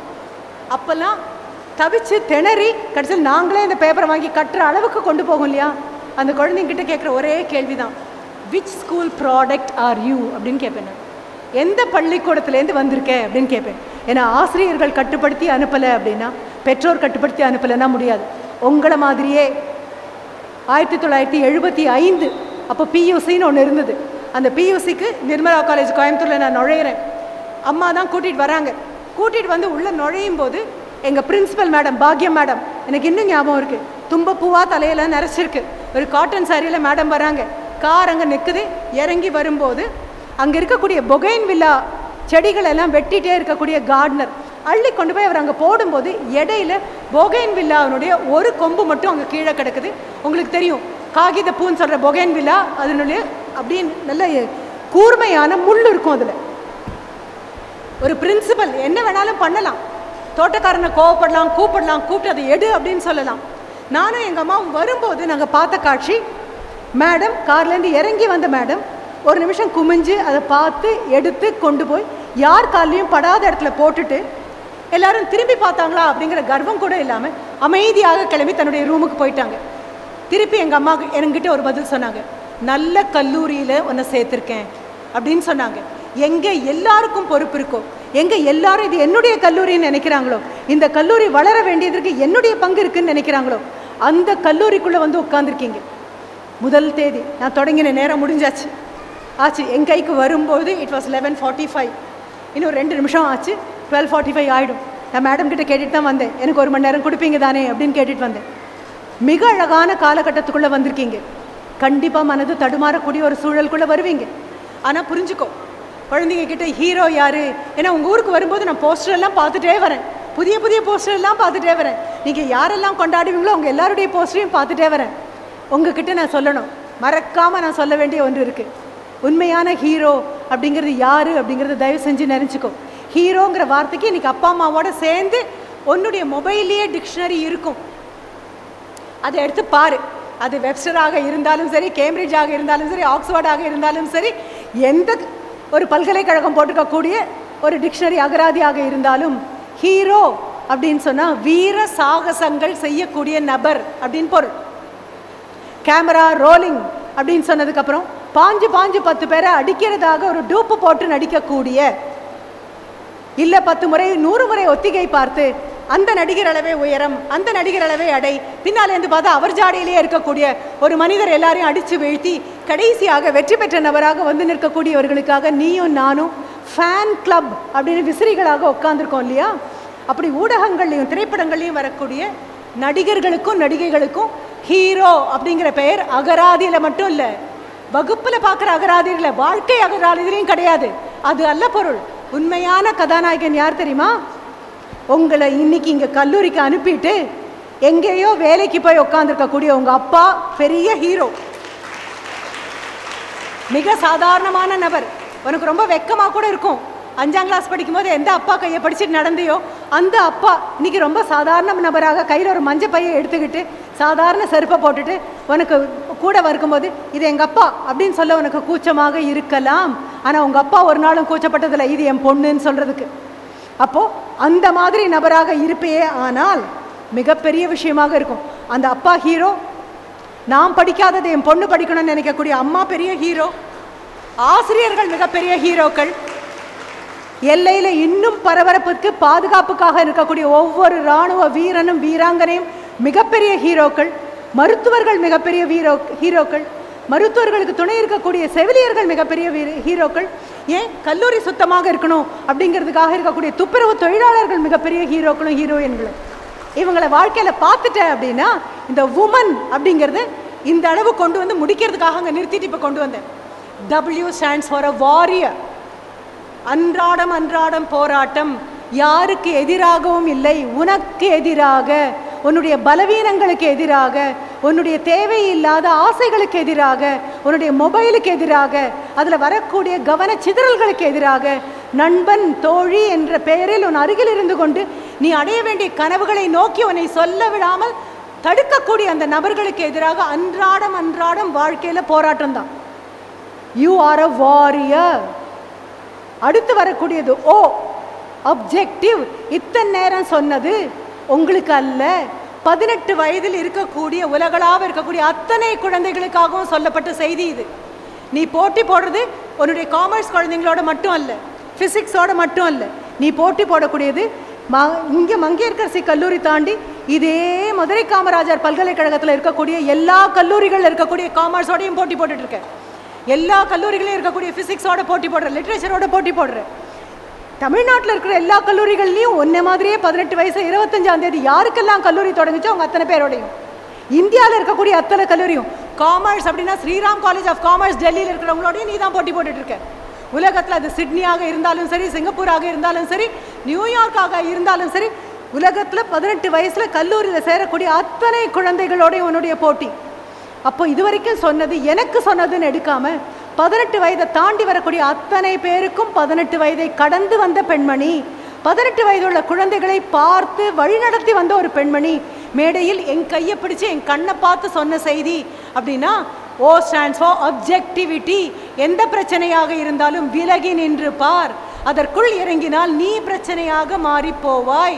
அதனால என்ன இமோஷன் வந்தாலும் என்ன மனதுக்குள்ள தோன்றி மறைஞ்சாலும் நகர்ந்து நில்லு. இந்த மாதிரி ஒரு சூழ்நிலையில் என் தோழி இருந்தால் அவளுக்கு என்ன ஆலோசனை சொல்வேனோ அந்த ஆலோசனை எனக்கு நானே கொடுத்துப்பேன் அப்படின்னு நினச்சேன்னா இந்த நோ அப்படின்னு சொல்கிறது சட்டுன்னு வந்துடும். கவனச்சிதறல்கள் இல்லாமல் இருக்கும். ரைட்? WO ஆச்சா? M, B mindful. உங்கள் 18 வயசு குழந்தைங்க கையில் மொபைலோட எங்கே பார்த்தாலும் எனக்கு அதுதான் அச்சமாக இருக்குது. ரோடை கிராஸ் பண்ணும்போது மேத்ஸ் டீச்சர்கிட்ட கேட்டால் சொல்லுவாங்க, the shortest distance between two dots points is a straight line அப்படிம்பாங்க. 2 புள்ளிகளுக்கு இடையே இருக்கக்கூடிய குறைந்தபட்ச தூரம் என்பது நேர்கோடு. ஆனால் பெண் குழந்தைங்க நேர்கோடாக ரோடை கிராஸ் பண்ணி நான் பார்த்ததே கிடையாது. அப்படியே ஹாரிசான்டலாக எப்படி போவாங்க அப்படின்னா டயகனலாக போவாங்க. பஸ்ஸுக்கு முன்னால் கிராஸ் பண்ணிட்டு இருப்பாங்க, கையில் ஒரு மொபைல் இருக்கும். B mindful. நீ பார்க்காட்டாலும் உலகம் உன்னை பார்த்துட்ருக்கு, நீ பார்க்காட்டாலும் வீதி உன்னை பார்த்துட்ருக்கு, நீ பார்க்காட்டாலும் உன்னை சுற்றி இருக்கக்கூடிய சமுதாயம் உன்னை கவனிச்சிட்ருக்கு.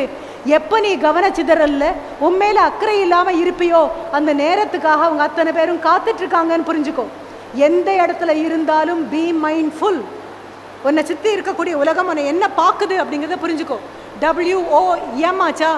A. A stands for just not attitude. A stands for accountability. 1 மணி நேரம் நான் பேசுகிறேன், 1 மணி நேரம் ஒரு நபர்கிட்ட பேசினாலும் இதுதான் பேச்சு, 1 மணி நேரம் 1500 பேர்கிட்ட பேசினாலும் அதுதான் பேச்சு. ஆனால் 1500 பேர் இந்த அரங்கத்தில் இருந்து ஆளுக்கு 1 மணி நேரம் எனக்கு கொடுத்தீங்கன்னா என்னுடைய அக்கௌண்டபிலிட்டி, என்னுடைய பொறுப்பு எவ்வளோ பிரம்மாண்டமாக இருக்கும். தேவையில்லாத வார்த்தை நான் சொல்லக்கூடாது, அநாகரிகமான பேச்சு எங்கிட்டேருந்து வரக்கூடாது, பாசிட்டிவ் இல்லாமல் நெகட்டிவ் எதுவும் நான் சொல்லிடக்கூடாது.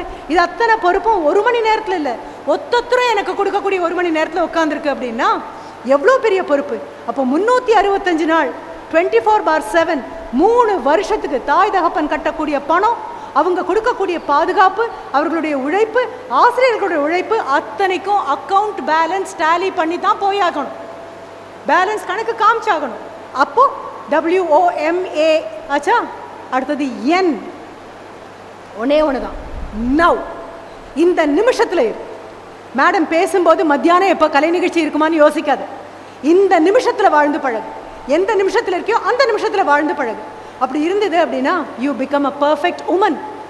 அப்படி பர்ஃபெக்ட் உமனாக மாறியாச்சு அப்படின்னா கண்டிப்பாக இதே 25ஆம் தேதி, எத்தனாவது முறை இந்த தேதியை நான் திருப்பி திருப்பி திருப்பி சொல்கிறேன், சொல்லி சொல்லி என்னுடைய நாக்கில் தழும்பு ஏறிடலாம். ஆனால் அது உங்கள் மனதுக்குள்ளே போய் உட்காரணும். 26 நான் என் குழந்தைங்கிட்ட சொல்வேன், கண் இமைக்குள்ளே எழுதிக்கோ அப்படின்னு சொல்லுவேன். கண்ணுக்கு மை போடுவேன், கண்ணுக்கு மேலே இருக்கிற இமைக்கு மைக்கு போடுவா இருக்கும். ஆனால் கண்ணுடைய இமைக்கு உள்ளே எழுதி வை. என்ன எழுதணும்? 25 6வது மாதம் 2025. அந்த 25 நான் பேசியாச்சு, முடிச்சாச்சு. 11:45 தொடங்கி 12:45 முடிக்க போகிறேன். யானை கட்டி இழுத்தாலும் மீண்டும் ஒரு முறை 25ஆம் தேதி 6வது மாதம் 2025 11:45 உங்கள் வாழ்க்கையிலையும் என் வாழ்க்கையிலையும் வரப்போகிறதில்லை. முடிஞ்சது. விரல் இடுக்கு வழியாக அப்படியே காலம் கழிஞ்சு கழிஞ்சு போயிட்டே இருக்கும். ஃபஸ்ட் செமஸ்டர் உட்காந்து திரும்புறதுக்குள்ளே உங்களுக்கு ஒரு லேண்ட்யார்ட் கொடுப்பாங்க, ஆல்ஃபபெட்டைஸ் பண்ணி உங்களுக்குன்னு ஒரு அடையாள அட்டை கொடுத்து நிமிரும்போது ஃபஸ்ட் இன்டர்னல் அசஸ்மெண்ட் முடிஞ்சிருக்கும், செகண்ட் இன்டர்னல் வந்துடும். திரும்புறதுக்குள்ளே ஃபஸ்ட் செமஸ்டர் என்னப்பா மார்க்கு, அரியர்ஸா, எது அது அதுன்னு பார்க்கறதுக்குள்ளே செகண்ட் செமஸ்டர். திரும்பி பார்க்கறதுக்குள்ளே போன வருஷம் அப்படின்னு நீங்கள் சொல்வீங்க. போன வருஷம் நீங்கள் உட்காந்துருந்த மாதிரி அடுத்த வருஷம் இந்த இடத்துல வேறு செட் ஆஃப் குழந்தைங்க வந்து உட்காந்துருவாங்க. அதுக்கப்புறம் பார்த்தா நீங்கள் தான் சீனியர்ஸாக உட்காந்துருப்பீங்க. அதுக்கப்புறம் இந்த கழுத்தில் போட்டுக்கக்கூடிய இந்த அடையாள அட்டை இருக்கு இல்லையா, அது வீட்டு ஆணியில் ஒரு இடத்துல உங்களுடைய நினைவு சின்னமாக தொங்கும். நீங்கள் வருவீங்க 10 வருஷம் கழித்து. யாராக வருவீங்கிறத பொறுத்து எப்படி வருவீங்க அப்படிங்கிறது தீர்மானிக்கப்படும். யாராக வரீங்க, சிறப்பு விருந்தினராக வரீங்க அப்படின்னா உங்கள் கார் வந்து நிற்கும் பொழுது அப்போ இருக்கக்கூடிய ஒரு செகண்ட் இயர்ஸ் முன்னால் தாம்பாளத்தில் தட்டில் எல்லாம் வச்சு உங்களுக்காக காத்துட்ருப்பாங்க. மேனேஜ்மெண்ட் அங்கே காத்துட்ருக்கோம். என்ன காரணம்? நீங்கள் அவங்களுடைய ஓல்டு ஸ்டூடெண்ட், பேராசிரியர் பெருமக்கள் காத்துட்ருப்பாங்க. ஏன் இறங்கி நீங்கள் போகும்போது IASஓ IPSஓ இஸ்ரோவில் பெரிய விஞ்ஞானியோ இல்லை விண்வெளி வீராங்கனையோ இல்லை கல்லூரி பேராசிரியோ இல்லை விவசாயத்தில் பெரிய புரட்சிகளும் மாற்றங்களும் கொண்டு வரக்கூடிய ஒரு குழந்தையாக பெரிய விவசாயியாக மாறப்போறியா, வாட் எவர் இட் இஸ், அத்தனை பேருக்கும் உணவு கொடுக்க போறியா? Madam, I am not a job seeker madam, I am a job provider. நான் வேலை தேடுற ஆள் இல்லை, 10 பேருக்கு வேலை கொடுக்குற ஆள் மேடம். நான் இங்கே ஒரு தொழிற்சாலை தொடங்குவேன் மேடம் அப்படின்னு சொல்கிற குழந்தையா? நீ யாராக திரும்பி வந்தாலும் சரி, எப்படி வர அப்படிங்கிறது அன்னைக்கு டிசைட் பண்ணப்படும். அந்த தேதியில் நான் இருக்கேனான்னு தெரியாது, இருந்தாலும் உங்கள் கல்லூரி என்னை கூப்பிடுமான்னு எனக்கு தெரியாது. இது ரெண்டுமே எனக்கு தெரியாது. அப்படியே நான் வந்தாலும் முன்னிருக்கையில் எனக்கு இடம் இருக்குமான்னு அதுவும் தெரியாது. வந்து பார்க்கும்போது இதெல்லாம் நிரம்பி வழிஞ்சிருக்கும், இன்னும் அந்த வரைக்கும் எக்ஸ்டெண்ட் பண்ணியிருப்பாங்க. கடைசி இடத்துல கூட நான் இருக்கலாம். ஆனால் விவசாயி விதை போட்டாச்சு அப்படின்னா முளைக்குமா முளைக்காதான்னு 5 நாளைக்குள்ளே தெரிஞ்சிரும்ப்பா. என்ன மாதிரி ஆசிரியர்கள் மண்ணில் விதை போடுவோம், மனசில் விதை போடுவோம். அது முளைக்குமா முளைக்காதா, விதை மண்ணில் விழுந்துச்சா மனசில் விழுந்துச்சா பாறையில் இது எதுவுமே எங்களுக்கு தெரியாது. 10 வருஷம் கழித்து இதே தேதிக்கு இதே மேடைக்கு சிறப்பு விருந்தினராக நீ வந்து நிற்கும்போது பார்க்கக்கூடிய பெரிய வாய்ப்பு எனக்கு கிடைக்குமே ஆனால், இறைவனும் இயற்கையும் அருள் புரியுமே ஆனால், கடைசி வரியில் நானும் என் கணவரும் உட்காந்துருப்போம். நீ வணக்கம் சொல்கிறதுக்கு முன்னால் வணக்கம் அப்படின்னு 2 முதுமை அடைஞ்ச 2 குரல்கள் கேட்கும். கைத்தட்டுறதுக்கு நீங்கள் கூச்சப்பட்டுட்டு உட்காந்துருக்கும் போது நின்றுட்டு கைத்தட்டுற 2 பேரை நீங்கள் பார்ப்பீங்க. யாராக இருப்பீங்கன்னா 2 பேராசிரியர்கள். இந்த மனதில் போட்ட விதை 10 வருஷம் பாத்தி கட்டி அதுக்கு ஆடு மாடு அண்டாமல் பார்த்து நோய் நொடி அண்டாமல் பார்த்து வளர்த்து அந்த கனவு அடிக்கும் தலைக்கும் பெரிய மரமாக நிற்கும் போது, அந்த மரம் இங்கே சிறப்பு விருந்தினராக வரும்பொழுது எனக்கு ரொம்ப பெரிய சந்தோஷம் கிடைக்கும். அப்பாடா, போட்ட விதை மோசம் போகலை, அந்த மரத்தை நம்பி ஆயிரக்கணக்கான பறவைகள் அடைக்கலம் வந்து சேரும். அந்த மரம் இந்தியாவை அடுத்த கட்டத்துக்கு கொண்டு போய் நிறுத்தும். முடிக்கும் போது சொல்கிறேன், உள்ளங்கையை திருப்பி பார்த்துக்கோங்க. உங்கள் உள்ளங்கையில் ஓடுறது உங்கள் வாழ்க்கையினுடைய வரைபடம் அல்ல, எதிர்கால இந்தியாவோட வரைபடம் உங்கள் ஒவ்வொருத்தருடைய கையிலையும் ஓடிட்டுருக்கு. நீங்கள் எப்படி இருக்கீங்களோ அப்படி உங்கள் நாடு இருக்க போகுது. 10 வருஷம் கழிச்சு யார் ஹீரோ, எது என் வாழ்க்கை, எங்கே நிற்க போகிறேன் அப்படிங்கிற உறுதியை இன்னைக்கு எடுத்துட்டு ஒவ்வொரு நாளும் அந்த கனவுக்கு உரம் சேர்த்துட்டே வந்தீங்க அப்படின்னா கண்டிப்பாக 25/6/2035 நீங்கள் இருக்கிற இடம் இதுவாக இருக்கும். அதுவரை நன்றி, வணக்கம்.